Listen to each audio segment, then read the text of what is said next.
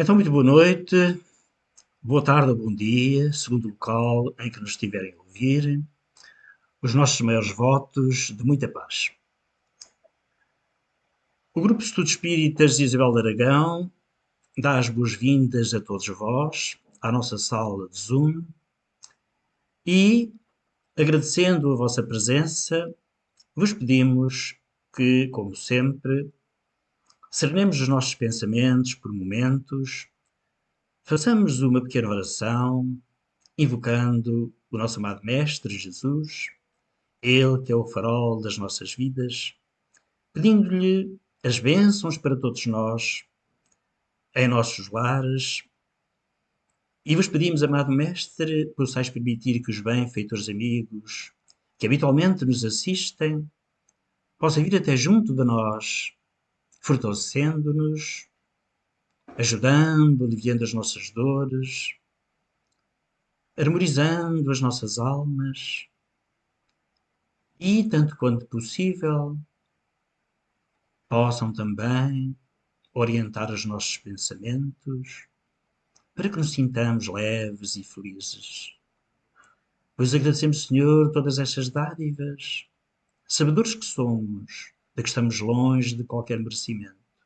Mas acreditamos, sim, temos essa fé bendita de que o vosso amor jamais nos deixará órfãos e que sempre nos amparareis, mesmo quando não temos merecimento. Assim, Senhor, vos pedimos, uma vez mais, essas energias benditas, esse amor irradiando sobre todos nós, e que essa luz possa penetrar os nossos corações, balsamizando as nossas almas, harmonizarmos, e assim, em conjunto, amado Mestre, possamos aprender um pouco mais essas alegrias e glórias benditas consignadas no vosso Evangelho, por forma que possamos fazer a reforma íntima que nos transformará em pessoas melhores. Que os benfeitores amigos possam ficar conosco e que as vossas bênçãos nos beneficiem hoje e sempre. E que assim seja. Muito bem. Então, vamos, uma vez mais, falar sobre um tema que nos é caro, no fundo, o Evangelho, que habitualmente aqui estamos estudando semanalmente, mas toda ela, toda a doutrina dos espíritos que nos rasga horizontes de compreensão e que nos permite ter uma visão diferente do mundo, uma visão diferente do universo, que nos permite assim raciocinar de forma a compreender essas maravilhas benditas que nos envolvem, das quais muitas desconhecemos a origem e não temos explicações para elas. O grande cientista inglês, nascido no século XVII e desencarnado já no século XVIII, Isaac Newton, ele que foi astrónomo, físico, matemático, disse um dia: "Do meu telescópio eu via Deus a caminhar. A maravilha, a harmonia e a organização do universo só pode ter sido efetuado conforme um plano de um ser todo-poderoso e omnisciente."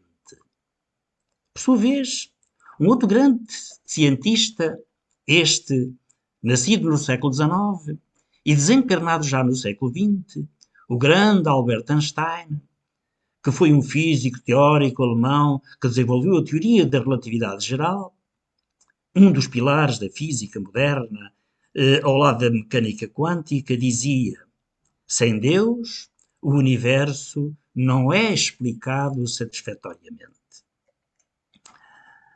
Deus, sempre Deus na origem de tudo. É claro que não foram só e apenas estes dois cientistas a sentirem que Deus está por trás, que Deus é a causa de tudo. Poderíamos aqui nomear imensos, mas não vale a pena e também não temos tempo para isso. Nós estamos neste momento no limiar de novos tempos, em que a ciência descortinará para nós todos um futuro imenso diante do universo. Esse universo que, no fundo, é a nossa casa espiritual. No prefácio introdutório do Evangelho segundo o Espiritismo, esta obra que estamos estudando, a Egrégia do Espírito de Verdade, que nos trouxe o Consolador prometido por Jesus, assinalou o seguinte: os Espíritos do Senhor, que são as virtudes dos céus, qual imenso exército que se movimenta ao receber as ordens do seu comando, espalham-se por toda a superfície da terra e, semelhantes a estrelas cadentes, vêm a iluminar os caminhos e abrir os olhos aos cegos. Nós outros, temos o privilégio de estar encarnados no momento histórico que encerra o capítulo das provas e expiações em nosso orbe e dá início ao tempo da regeneração. E que nos cabe fazer em tal momento de extrema importância para a humanidade? Perguntaríamos nós. Esperar simplesmente que as coisas aconteçam de acordo com a vontade divina, já que é Ele o causador de tudo? Dado que Deus tem esse comando, é Ele que está por trás de tudo, é a causa de tudo o que existe. Então, devemos simplesmente esperar que as coisas aconteçam? Bom, relativamente a essa pergunta pertinente, faríamos então uma outra. Qual a análise que fazemos ao ler as mensagens que Ele, o Pai amoroso, faz chegar a todos nós pelas mais diversas vias? Que análise fazemos nós desses ensinamentos? A resposta é clara. A ação. Levantar e realizar. Fazer acontecer. A ação. O comodismo, a inação, a passividade não encontram eco no chamamento que nos está sendo feito. Cada um tem potencialidades.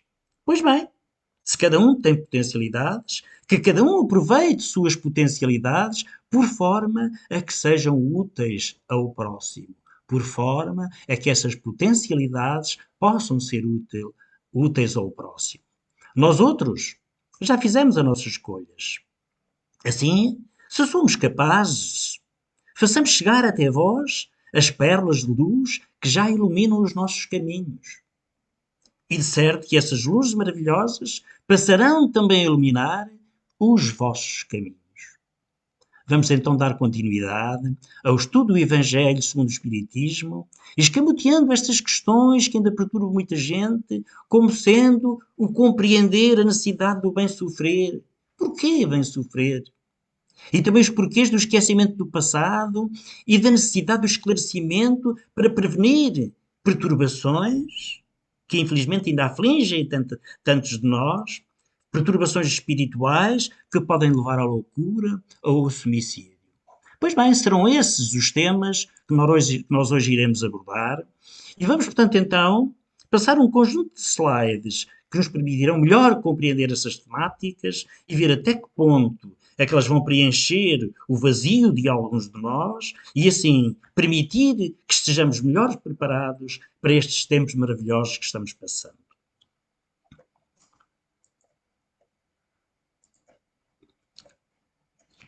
Esta é, portanto, a nossa live número 13 de Evangelho e a temática, como já dissemos, vai ser a continuação do capítulo 5, em que o título da mesma é Bem-aventurados os aflitos. Nós já demos, a semana passada, a temática sobre a justiça das aflições, as causas as atuais das aflições e as causas anteriores das aflições, dado que nem tudo aquilo que estamos passando agora tem a ver com os nossos erros do presente. Muitas coisas têm a ver com erros que fizemos há algures no tempo. Hoje iremos abordar o esquecimento do passado, o porquê do esquecimento do passado, a necessidade dos motivos da resignação e o suicídio e a loucura. E ficar-nos para ver em próximas lives sobre as instruções dos espíritos, o bem sofrer e o mal sofrer, o mal e o remédio, a felicidade não é deste mundo, perda de pessoas amadas e mortes prematuras, um homem de bem teria morrido, os tormentos voluntários, a verdadeira desgraça, a melancolia e as provas voluntárias e verdadeiro silício. E verdadeiro silício. Então, esquecimento do passado. Ora bem, o Espiritismo nos esclarece que a vida continua. A vida não termina no túmulo. Não seria aceitável, portanto, que Deus, que racionalmente temos consciência que existe, nos desse apenas uma existência física. Não faria sentido. Onde estaria a sua bondade? Onde estaria o seu amor? Sua justiça, se não nos permitisse a reencarnação? Se não nos permitisse virmos cá, vezes e vezes e vezes, as necessárias para que efetivamente possamos fazer o burilamento do nosso espírito? Não tinha como. Mas considerando que existe a reencarnação, porque nos esquecemos das existências anteriores? Aqui está uma pergunta que vamos tentar responder.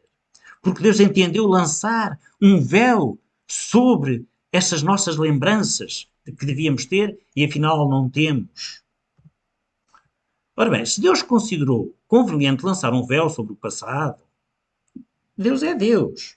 E se Ele fez isso, é porque isso, peço desculpa, deve ser útil. É porque isso deve ser útil. Com efeito, a lembrança do passado traria inconvenientes muito graves. Em certos casos, poderia humilhar-nos estranhamente, ou então exaltar o nosso orgulho e, por isso mesmo, dificultar o exercício do nosso livre-arbítrio e das nossas escolhas. Não é? De qualquer maneira, traria sempre perturbações inevitáveis às relações sociais, às nossas relações uns com os outros. É que precisamos lembrar que o espiritismo, aliás, o espírito, e é o espiritismo que nos ensina isto, o espírito renasce frequentemente no mesmo meio em que viveu já outras existências. E se encontra em relação com as mesmas pessoas a fim de reparar o mal que porventura lhes tenha feito. Nós não estamos aqui a dizer que nós só andamos fazendo mal em outras vidas, não é isso que está em causa. Muitas coisas boas havemos ter feito também. Mas a verdade é que também fizemos o mal. E se nós estamos hoje sofrendo, isso é reflexo evidente de que fizemos o mal, alguns. Porque o sofrimento, como já vimos nas nossas lives anteriores, tem sempre causas. Tem sempre causas. Então, se reconhecesse nessas pessoas com quem está convivendo, familiares ou não, as mesmas que havia odiado e que de algum modo tivesse prejudicado, até era provável que esse ódio reaparecesse de novo. Não é? De qualquer modo, ficaria humilhado perante aquelas pessoas que tivesse ofendido. Imagina, por exemplo, um filho que reconhecesse de repente em sua mãe uma de suas vítimas do passado. Alguém a quem ele, inclusive, vitimou, prejudicou imenso ou até matou. E agora via na sua mãe, que o recebeu pelas vias do amor, o seu antagonista do passado. Como é que ele ficaria? Logicamente iria ficar perturbado, não é? Iria ficar humilhado perante aquela situação. Então eu matei a minha mãe, eu matei esta senhora no passado e agora ela é a minha mãe. Me dá à luz. Estão a ver? Ora bem, Deus nos deu para nos melhorarmos justamente o que necessitamos e nos é suficiente. A voz da consciência é uma delas, uma das coisas de que precisamos. E as tendências instintivas estão aí e chegam para nós, portanto, fazermos aquilo que é necessário fazer e Deus nos retira, logicamente, aquilo que porventura podiam prejudicar-nos. Temos de ter sempre consciência que Deus nos dará sempre aquilo que precisamos e não aquilo que porventura gostaríamos de ter. Muito bem. O homem traz ao nascer aquilo que adquiriu. Ele nasce exatamente como se fez. Ele nasce exatamente como se fez. Cada existência é para ele um novo ponto de partida. Pouco lhe importa saber o que foi. Se está sendo punido, é porque fez o mal. E suas más tendências atuais indicam o que lhe resta corrigir em si mesmo. Se ele tem determinadas tendências, é porque ele tem problemas que precisa resolver naquele campo específico. É sobre isso que ele deve, portanto, concentrar toda a sua atenção, pois daquilo que foi completamente corrigido, já não restam sinais. Aquilo que ele já corrigiu passou ao esquecimento. Então, se ainda é irritadiço, se ainda é intolerante, vicioso, preguiçoso, enfim, adúltero, etc., então cuidado, porque essas são características sobre as quais precisa concentrar-se, esforçando-se por delas se libertar. Estas características não são por certo, não nasceram por certo nesta reencarnação. Elas vêm do passado. Não nos podemos esquecer que o homem é o somatório, sempre o somatório, das experiências adquiridas em múltiplas reencarnações ao longo de milhares e milhares de anos. Portanto, as experiências negativas vão passando ao esquecimento, como dissemos, enquanto que as experiências positivas, essas sim, vão continuar connosco e vão nos ajudar a engrandecermos. A engrandecermos. Então, as boas resoluções que tomou são a voz da consciência que o adverte do bem e do mal e lhe dá a força de resistir às más tentações. Às más tentações.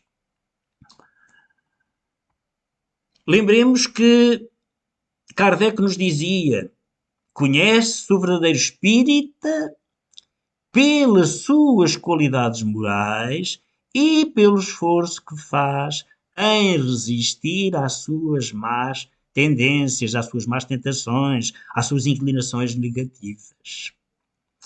De resto, esse esquecimento de que estamos falando também só existe durante a vida corpórea. Nós só não nos relembramos do passado enquanto estamos aqui na vida corpórea. Voltando à vida espiritual, o espírito reencontra a lembrança do passado. Cuidado. Não a 100%, porque há determinadas coisas que ele vai também não se vai conseguir recordar. Mas há coisas de que se vai efetivamente recordar. Portanto, trata-se, portanto, apenas de uma interrupção momentânea, esse esquecimento, como a que temos na própria vida terrena, por exemplo, durante o sono, e que não nos impede de lembrar no outro dia o que fizemos na véspera e nos dias anteriores. Então, da mesma maneira que não é somente após a morte que o espírito recobra a lembrança do passado, também nós temos que ter presentes que esta necessidade de lembrança só nos é concedida de acordo com a capacidade que já temos de encarar aquilo de que nos estamos lembrando. Pode dizer-se que, portanto, essa lembrança ele nunca a perde, pois a experiência prova que, encarnado, durante o sono do corpo, ele goza de certa liberdade e tem consciência dos seus atos anteriores. Então ele sabe porque sofre e que sofre justamente. Não sofre, portanto, à toa. A lembrança só se apaga durante a vida exterior de relação. A falta de uma lembrança precisa, que poderia ser penosa e prejudicial às suas relações sociais, permite-lhe aurir novas forças nestes momentos de emancipação da alma, se ele souber aproveitá-los. Mas, cuidado, quando se fala de esquecimento do passado, em que não temos consciência de quem fomos, do que fizemos, etc., os ganhos já conseguidos, esses não se perderam. Como já dissemos, os ganhos estão lá sempre. Por outro lado, as experiências anteriores também nos ajudarão instintivamente a desviar-nos do mal. Uma intuição nos diz: cuidado, não te metas por aí, nem vais por aí, porque se calhar vais ser prejudicado. Entretanto, a inteligência adquirida, as habilidades para as diversas artes ou profissões, elas estão lá todas, no subconsciente, e desabrocham naturalmente tão logo nos interessemos por elas. É essa a razão de muitos de nós termos habilidades em áreas diversas que não foram adquiridas nesta experiência, nesta existência. Não experimentamos, não experienciamos essas habilidades que naturalmente nós temos. Não andamos em nenhuma oficina e, entretanto, sabemos fazer coisas que não sabemos porque é que as sabemos fazer. Um outro exemplo, por exemplo, é o das crianças prodígio, que toda a gente conhece, que realizam tarefas em tenra idade sem que tivessem sido tido a hipótese de aprender essas artes, essas tarefas que são mestres em executar. Então, como é? São experiências, são os dados adquiridos do passado que eles recordam. E claro que uns recordam mais do que outros, consoante o merecimento que cada um de nós tem. E, portanto, a evolução que já fez. Muito bem. Agora vamos ver os motivos de resignação. Porquê a necessidade de resignação? Pelas palavras bem-aventurados os aflitos, porque eles serão consolados, Jesus indica ao mesmo tempo a compensação que espera os que sofrem e a resignação que nos faz bem dizer o sofrimento, como o prelúdio da cura. Portanto, estas bem-aventuranças têm a ver para aqueles que, estando em sofrimento, conseguem ter a resignação e até bendizem esse sofrimento porque sabem que estão-se a libertar das suas dívidas. Essas palavras podem também ser traduzidas assim: deveis considerar-vos felizes por sofrer, porque as vossas dores deste mundo são as dívidas de vossas faltas passadas. E essas dores, suportadas pacientemente na terra, vos poupam séculos de sofrimento na vida futura. Deveis, portanto, estar felizes, é também uma maneira de entender as coisas, por Deus ter reduzido vossas dívidas, permitindo-vos quitá-las no presente, o que vos assegura a tranquilidade para o futuro. É verdade, o homem que sofre é semelhante a um devedor de grande soma, a quem o credor dissesse assim: olha, se me pagares hoje mesmo a centésima parte, darei quitação do resto e ficarás livre. Se não, vou perseguir-te até que pagues o último centavo. O devedor não ficaria feliz de submeter-se a todas as privações para se libertar da dívida, pagando somente a centésima parte da mesma? Em vez de queixar-se do credor, não lhe agradeceria? Pois é. É esse o sentido das palavras bem-aventurados os aflitos, porque eles serão consolados. Eles serão felizes ou são felizes porque pagam suas dívidas. Essas dívidas, são aquilo que o constrange. Logo que ele quite essas dívidas, ele fica livre, porque a maior felicidade que nós podemos ter é a nossa liberdade de consciência. É a nossa liberdade de consciência, o sabermos que não estamos penhorados a ninguém. Aliás, sem essa liberdade de consciência, sem essa felicidade, sem essa paz de consciência, não temos como ser felizes. Mas cuidado, porque nós não podemos ir pagando as nossas dívidas e ao mesmo tempo contrair outras. Que isso é alguma coisa que também muitas vezes nós fazemos. Vamos pagando realmente algumas dívidas, mas vamos nos desleixando e contraímos outras diversas, aumentando, portanto, os nossos problemas. E depois nunca nos tornamos livres.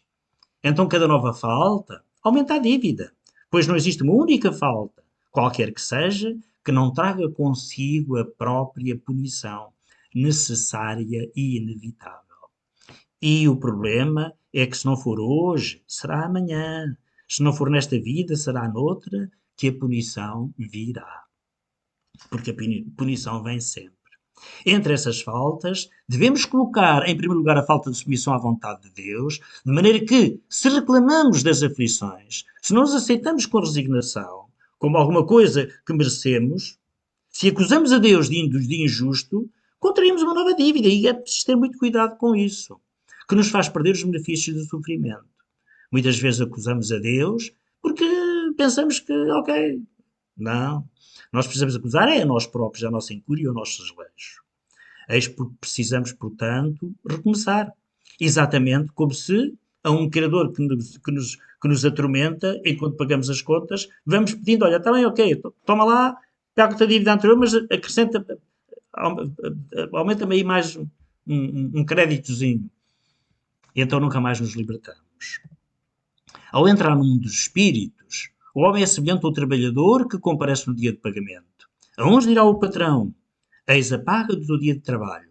Trabalhastes, tens direito à tua paga. Está aqui. A outros, aos felizes da terra, aos bons vivants, como se costuma dizer, não é? Aos que viveram na ociosidade, que puseram a sua felicidade na satisfação do amor próprio e dos prazeres mundanos, dirá: pois é, nada tendes a receber, porque já recebestes o vosso salário na terra. Ide e recomeçai a vossa tarefa, porque afinal perdesteis tempo. E esse é o grande problema de muitos de nós: perdemos tempo. Perdemos as oportunidades, ou seja, perdemos a reencarnação que Deus amavelmente e amorosamente nos concedeu. Nos concedeu.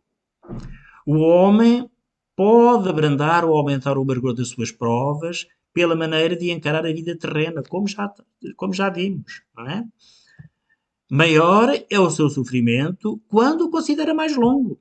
Ora, aquele que se coloca no ponto de vista da vida espiritual abrange na sua visão a vida corpórea como um pontinho no infinito, compreendendo a sua brevidade, sabendo que esse momento penoso passa bem depressa. O que é ele comparado com o infinito? Nada. A certeza de um futuro próximo e mais feliz sustenta-o e encoraja-o. E em vez de lamentar-se, ele agradece ao céu as dores que o fazem avançar.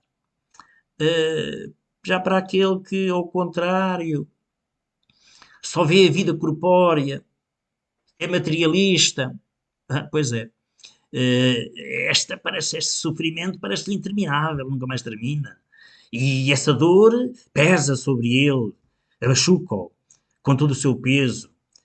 Portanto, a calma e a resignação, a paciência, são imprescindíveis para a saúde do corpo e da alma.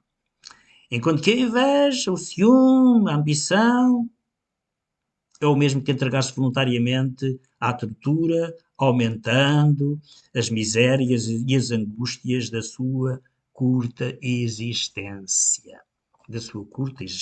Vamos passar agora a outro tema, que é o tema do suicídio e a loucura. Já vimos então que a calma e a resignação adquiridas na maneira de encarar a vida terrena e também a fé no futuro dão ao espírito uma serenidade que é o melhor preservativo da loucura e do suicídio. Portanto, nós tivermos resignação com os problemas, se formos trabalhadores, se formos ativos, não temos problemas conscienciais e, portanto, não pensamos em suicídios e também não ficamos loucos. Com efeito, a maior parte dos casos de loucura são provocados pelas vicissitudes que o homem não tem forças de suportar. E às vezes até nem são assim tão pesados. A sua incúria e a sua falta de vontade é que é muito grande. Se, portanto, graças à maneira por que o Espiritismo faz encarar as coisas mundanas, ele recebe com indiferença e até mesmo com alegria os reveses e as decepções que em outras circunstâncias o levariam ao desespero, é evidente que essa força, que o eleva acima dos acontecimentos, preserva a sua razão dos abalos que o poderiam perturbar. O mesmo se dá com o suicídio. Se excetuarmos aqueles que se verificam fora, portanto, por força da embriaguez e, porventura, da loucura, e que podemos chamar dos tais suicídios inconscientes, é certo que, sejam quais forem os motivos particulares, a causa geral normalmente é sempre o descontentamento. Então, se nós nos curarmos dos princípios dos ensinamentos da doutrina espírita, não seremos influenciados por essas tendências negativas. Não é? Ora, aquele que está certo de ser infeliz apenas um dia e de se encontrar melhor nos dias seguintes, facilmente vai adquirir paciência. Ele só se desespera se não vir um termo para os seus sofrimentos. E o que é a vida humana em relação à eternidade, como dissemos há pouco? Bem menos que um dia. Bem menos que um dia. Mas aquele que não crê na eternidade, que pensa tudo acabar com a vida, que se deixa abater pelo desgosto e pelo infortúnio, que não tem fé, não é? Só vir a morte o fim dos seus pesares. Quanto mais depressa ela vier, melhor. Não é? Nada esperando, acha até muito natural, muito lógico mesmo, suicidar-se. Abreviar, portanto, as suas misérias, suicidando-se. Depois ele não acredita em mais nada e pensa que acaba tudo. Pois é. A incredulidade, a simples dúvida quanto ao futuro, as ideias materialistas são os maiores incentivadores de suicídio. Elas produzem a frouxidão moral. Quando vemos, pois, homens de ciência que se apoiam na autoridade do seu saber e esforçarem-se para provar aos seus ouvintes ou aos seus leitores que eles nada têm a esperar depois da morte, não os vemos, assim, tentando convencê-los de que, se são infelizes, o melhor que podem fazer é matar-se? Poderiam dizer para afastá-los dessa ideia? Que compensação poderão oferecer-lhes? Não é? Que esperanças poderão propor-lhes? Nada, além do nada, pois eles não acreditam. É mais nada. Como poderão fazer os outros crerem algo que eles próprios não acreditam? De onde é forçoso concluir, portanto, que se o nada é o único remédio heroico, a única perspectiva possível é mais vale atirar-se logo a ele, em vez de deixar para mais tarde, aumentando assim o sofrimento. A propagação das ideias materialistas é, portanto, o veneno que inocula em muitos a ideia do suicídio e os que se fazem seus apóstolos assumem uma terrível responsabilidade. Com o espiritismo, a dúvida não sendo mais permitida, modifica-se a visão da vida. O crente sabe que a vida se prolonga indefinidamente para além do túmulo, mas em condições inteiramente novas. Daí a paciência e a resignação, que muito naturalmente afastam a ideia do suicídio. Daí, numa palavra, a coragem moral. A coragem moral. O Espiritismo tem ainda, a esse respeito, outro resultado igualmente positivo e talvez ainda mais decisivo. Ele nos mostra os próprios suicidas revelando a sua situação infeliz e prova que ninguém pode violar impunemente a lei de Deus que proíbe ao homem abreviar a sua vida. Como aqui já dissemos algures, segundo informações que não vêm do mundo espiritual, a seguir ao homicídio, que é atentar contra a vida de outrem, o suicídio é o segundo pior ato que nós podemos fazer. Segundo a terminologia de outras religiões, como a católica, será o segundo maior pecado que ele pode cometer. Então, temos que ter cuidado. Temos que ter cuidado. O espírita tem, portanto, para opor à ideia do suicídio, muitas razões. Primeiro, a certeza de uma vida futura, na qual ele sabe que será tanto mais feliz, quanto mais infeliz e mais resignado tiver sido na Terra. A certeza de que, abreviando sua vida, chega a um resultado inteiramente contrário ao que esperava. Que foge de um mal para cair noutro ainda pior, mais demorado e mais terrível. Que se engana ao pensar que ao se matar irá mais depressa para o céu, porque também há essas pessoas que pensam que, ok, matou-me e agora vou para o céu. Até fui uma pessoa de bem e tal, mato-me e vou para o céu. Por engano. Que o suicídio é um obstáculo à reunião no outro mundo. O suicídio não nos permite a reunião no outro mundo, não. Com aqueles que amamos. Com as pessoas de sua afeição que lá espera encontrar. Mas cuidado. Quando dizemos que os espíritos, aqueles que sofrem o bom sofrer e quanto mais sofrerem, mais felizes serão no mundo espiritual, não estamos aqui fazendo a apologia do sofrimento. O espiritismo não faz a apologia do sofrimento. Nós nascemos para ser felizes. Lá porque Allan Kardec disse que quanto mais infeliz e resignado tiver sido o homem na Terra, mais feliz será no mundo espiritual. Nunca, jamais, o homem procure infortúnios diferentes ou agravando mais os problemas que já tem. Os problemas que ele tem e que Deus lhe dá são mais que suficientes. Portanto, prejudicar-nos a nós mesmos infligindo novos infortúnios é um erro crasso. Não devemos, é verdade, por aí. Portanto, de tudo isso resulta que o suicídio, só lhe oferecendo decepções, é contrário aos seus próprios interesses. Por isso, o número de suicídios que o espiritismo impede é considerável. E podemos concluir que, quando todos forem espíritas, não haverá mais suicídios conscientes. Poderá haver os outros, que devido à embriaguez ou à loucura possam porventura acontecer. Mas conscientes não vai haver. Porque então a pessoa sabe que se suicidar ainda vai ser pior, logicamente não irá seguir por esse caminho. Portanto, comparando depois os resultados das doutrinas materialista e aquilo que a doutrina espírita nos oferece, sob o ponto de vista do suicídio, vemos que a lógica de uma condiz a ele, conduz ao suicídio, o materialismo.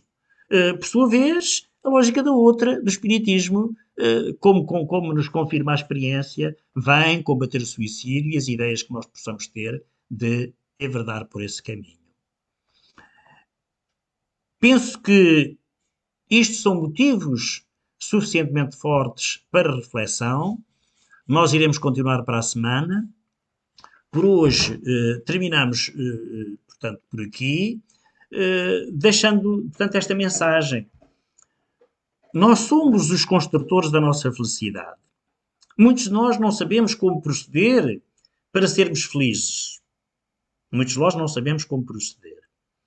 E também nem sabemos onde encontrar as soluções, ou onde encontrar, enfim, um encaminhamento. Nós não queremos fazer prosélitos porque somos espíritas, mas por aquilo que nós conhecemos do espiritismo, consideramos que esta doutrina é uma doutrina que nos permite, efetivamente, encontrar estes caminhos. Temos respostas, temos horizontes extraordinários que outras filosofias não nos dão. Então, o convite é este.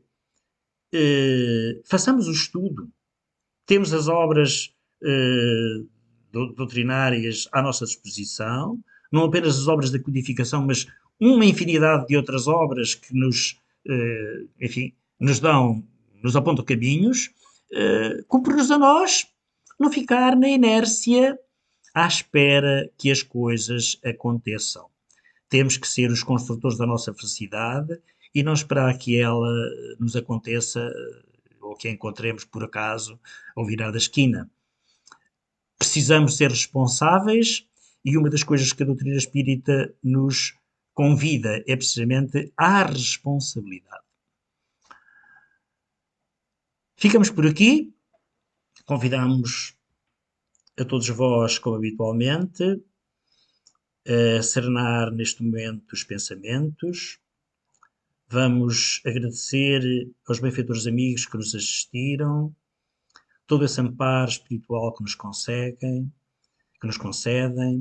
Vamos agradecer ao nosso amado Mestre Jesus por tudo aquilo que faz por nós,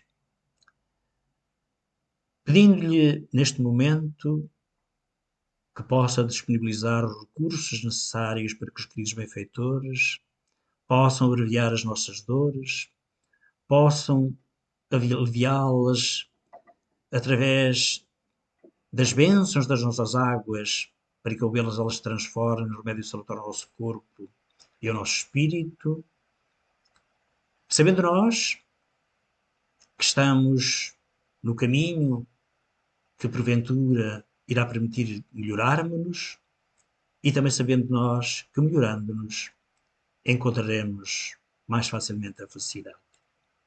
Obrigado, queridos benfeitores, obrigado, amado Mestre, por tudo aquilo que recebemos e vos pedimos por acréscimo misericórdia.